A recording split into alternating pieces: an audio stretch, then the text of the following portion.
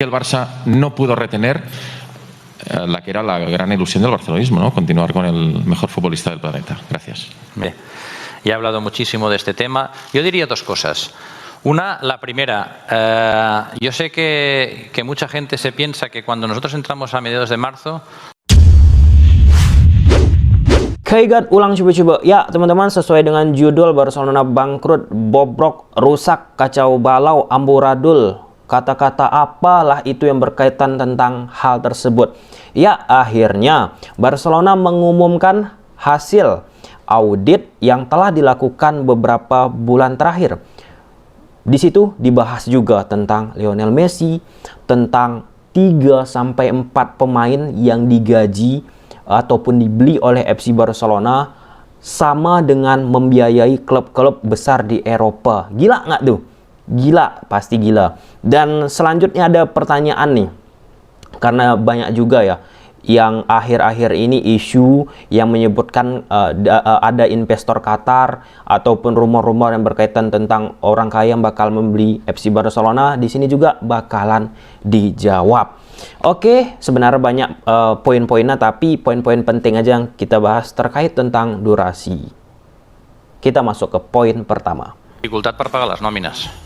Quan vam entrar, al cap d'un mes, no podíem fer front al pagament de nòmines dels nostres treballadors. Finalment, una manca de governança i de control, que segurament és el punt més delicat de tot, que segurament és el perquè de tot plegat, del que explicarem avui. Un club aturat i amb una dificultat molt gran per operar. Nah, poin pertama ini ada 3 poin penting yang disampaikan oleh CEO Barcelona, Ferran Reporter. Yang pertama, teman-teman, bahwa kalau misalnya FC Barcelona ini perusahaan swasta udah bangkrut, udah bubar, udah hilang dari muka bumi ini, nggak bisa kita nonton lagi FC Barcelona. Untungnya Laporta masuk pelan-pelan, dia bisa memutarbalikkan kembali. Walaupun ya banyak yang menstigmatisasi A, B, C, D, E terkait tentang Laporta. Itu poin pertama dari yang pertama ini yang disampaikan oleh Ferran Reporter.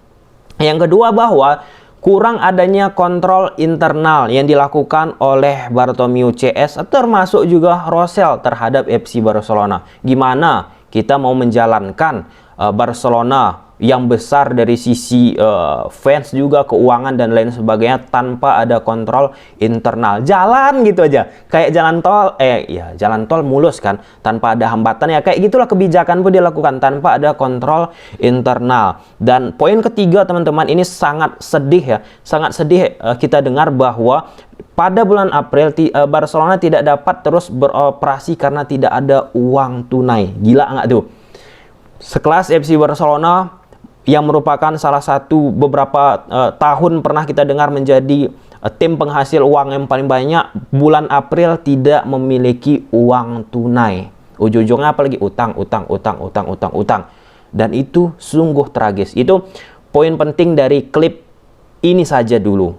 Dan kita masuk ke poin selanjutnya. Des que ha entrat aquesta junta, la massa salarial, si hagués continuat tot exactament igual, seria de 835 milions d'euros. Un 108% dels ingressos. Però aquí hem d'entendre una cosa. En aquest període, durant 12 mesos, del 17, 18 i els següents 12 mesos, el Barça assumeix amb 4 jugadors una massa salarial de 1.400 milions. Nah, di poin kedua ini ada 2 poin yang disampaikan oleh Ferran Reporter. Nah, di sini Ferran Reporter seperti yang kita sampaikan sebelumnya memuji Laporta. Tanpa keputusan dewan ini, Laporta, teman-teman, masa gaji Barcelona akan menjadi 108%. Tentunya itu sungguh tidak ideal lagi bagi FC Barcelona, yang dimana pendapatan yang mereka miliki hanya untuk menggaji pemain. Sedangkan problem yang dimiliki oleh FC Barcelona, kalau kita bicara dari infrastruktur terkait tentang stadion, itu yang disampaikan oleh CEO Barcelona, Ferran Reporter.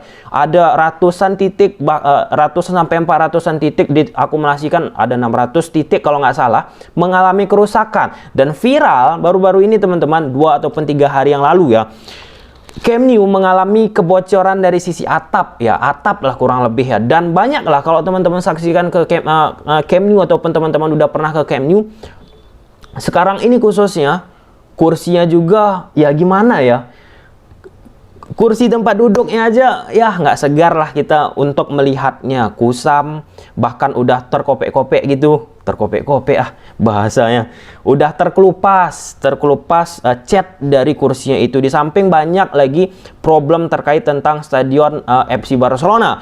Kemudian disampaikan poin keduanya, dalam 4 tahun dengan hanya 4 pemain, Barca menambahkan masa gaji sebesar 1,4 juta euro. 400 juta euro, lebih dari 300 juta euro per musim dengan hanya 4 pemain. Hanya 4 pemain. Hanya 4 pemain teman-teman, lebih dari 300 juta euro per musim hanya dengan 4 pemain, yang dimana gaji tersebut sebenarnya ada yang 300 juta euro tersebut merupakan angka yang digunakan beberapa tim besar untuk mengarungi kompetisi mereka juga. Itu disampaikan oleh Ferran Reporter. 4 pemain 300 juta, gila nggak tuh? Dan menambahkan masa gaji 1,400 juta euro. Dan inilah disampaikan oleh Ferran Reporter bahwa pada masa Bartomeu dan sebelum-sebelumnya teman-teman, Rosell juga lah termasuk ya, bahwa Barcelona ini membeli pemain nggak tahu bayaran gimana nanti, yang penting beli aja dulu, bayarnya belakangan. Itu yang disampaikan oleh CEO Barcelona, Ferran Reporter. Gila nggak tuh? Beli aja dulu, yang penting udah datang, mau gimana nantinya belakangan lah. Nah, ini terkait tentang legacy, kebijakan yang ditinggalkan oleh Bartomeu yang pasti diingat-ingat oleh fans-fans Barcelona ataupun pecinta sepak bola. Malang nasibnya bagi Laporta. Laporta juga dibanding-bandingkan sama dengan Bartomeu. Sungguh miris ya, sungguh miris. Kita masuk ke poin selanjutnya. És a dir, durant aquests 2 anys i mig, el Futbol Club Barcelona no va generar només 1 milió d'euros per pagar tota aquesta inversió. Per tant, durant 2 anys i mig, el que es van fer, ho van fer tot a crèdit. Nah, di poin ini ada satu poin penting yang disampaikan oleh Ferran Reporter. Selama 2 tahun setengah ini, FC Barcelona hanya menghasilkan 1 juta euro untuk membayar semua investasi ini. Nah, jadi kan Barcelona itu ada meminjam uang ataupun melakukan investasi A, B, C, D, E. Nah, selama 2 tahun setengah ini ditambah memang karena ada COVID, itu disampaikan oleh CEO Barcelona, Ferran Reporter. Nggak aku tampilkan karena panjang kali nanti durasinya, tapi poinnya yang penting udah aku sampaikan. Hanya menghasilkan 1 juta euro. 1 juta euro 2,5 tahun teman-teman, untuk membayar investasi yang sudah dilakukan oleh FC Barcelona dari berbagai sisi. 1 juta euro. 1 juta euro. 1 juta euro untuk membayar investasi. Dan semuanya harus akhirnya berakhir dengan kredit ya. Miris ya, miris teman-teman. 1 juta euro, 1 juta euro dalam 2,5 tahun ini. 1 juta euro itu kok dikit banget ya. 1 juta euro, itu no comment lah, biar teman-teman yang menilai. I hem apostat per la gent de la Masia. Tenim 12 nois ja en el primer equip. I aquesta és una aposta decidida d'aquesta Junta. I amb les instal·lacions? Bé, doncs ens vam posar de pressa i corrents al juliol, arreglar l'estadi. Jo crec que el Barça... Poin selanjutnya tadi kan udah dibahas oleh CEO FC Barcelona, Ferran Reporter. Kondisi sekarang FC Barcelona terkait tentang uang dan lain sebagainya, legacy yang ditinggalkan oleh Bartomeu. Dan diambillah salah satu langkah karena FC Barcelona mengalami masalah dengan uang. Dipromosikanlah pemain-pemain muda La Masia. Kami telah bertaruh pada orang-orang La Masia. Jadi ada opsi yang diambil oleh Laporta. Plan yang diambil bertaruh kepada pemain-pemain La Masia di masa sekarang. Kami sudah memiliki 12 anak laki-laki di tim utama. Dan ini adalah taruhan yang sangat ditentukan dari dewan direksi ini. Dan ini mungkin feeling aku teman-teman. Kenapa sampai aku membuat video ini Koeman tetap dipertahankan? Kenapa? Karena mungkin jika Koeman tidak menjadi pelatih FC Barcelona, orientasi dari pelatih selanjutnya bakalan tidak memainkan pemain muda. Dan ini apa yang dilakukan oleh Koeman ini didukung oleh kebijakan jangka pendek, menengah dan panjang dari hasil audit yang dilakukan oleh FC Barcelona. Barcelona sekarang bertaruh kepada pemain-pemain muda. belum tentu ya, tapi aku nggak tahu at least momen sekarang, belum tentu ketika Koeman tidak menjadi pelatih FC Barcelona, belum tentu Gavi, Nico, dan lain sebagainya at all mungkin dimainkan ataupun mungkin seperti sekarang ini. Ya walaupun lagi Koeman dijelek-jelekkan, bapuk lah, inilah, itulah, mediocre lah, miskin taktik lah, dan lain sebagainya. Dan ternyata langkah yang dilakukan Koeman selaras dengan Laporta manajemennya. Jadi itu penting banget ketika Laporta selaku presiden FC Barcelona memiliki ide pikiran yang selaras dengan pelatih kepala dari FC Barcelona. Yes, mungkin itu ya terjawab ya teman-teman ya. Que esto no está en su agenda. Por lo tanto, la ventaja que tenemos, la de ser una asociación deportiva, es que si tenemos un plan, que lo tenemos, un plan fiable, y nos lo compran las entidades financieras. Nah, poin selanjutnya, ini banyak banget sih yang nanya, di kondisi FC Barcelona sekarang yang kacau balau, uang nggak ada, inilah, itulah. Di sini dijelaskan bahwa FC Barcelona tidak akan menjual seperti apa yang dilakukan PSG, Man City, dan lain sebagainya. Seperti tim-tim tersebut. Sesuai dengan disampaikan oleh Ferran Reporter juga, sesuai dengan kampanye kami di awal, Barcelona tetap dengan sosio FC Barcelona sebagai pemegang kuasa yang tertinggi, teman-teman. Ini jelas sih, dan berarti dengan ini membantah juga ataupun menepis isu yang beberapa waktu yang lalu yang menyebutkan Barcelona bakalan dibeli oleh investor dari Qatar. Jelas banget di sini dijawab oleh Ferran Reporter. Barcelona tidak akan menjadi seperti PSG dijual, Man City dijual. Clear. El Barça no pudo retener la que era la gran ilusión del barcelonismo, ¿no? Continuar con el mejor futbolista del planeta. Gracias. Bien. Ya he hablado muchísimo de este tema. Yo diría dos cosas.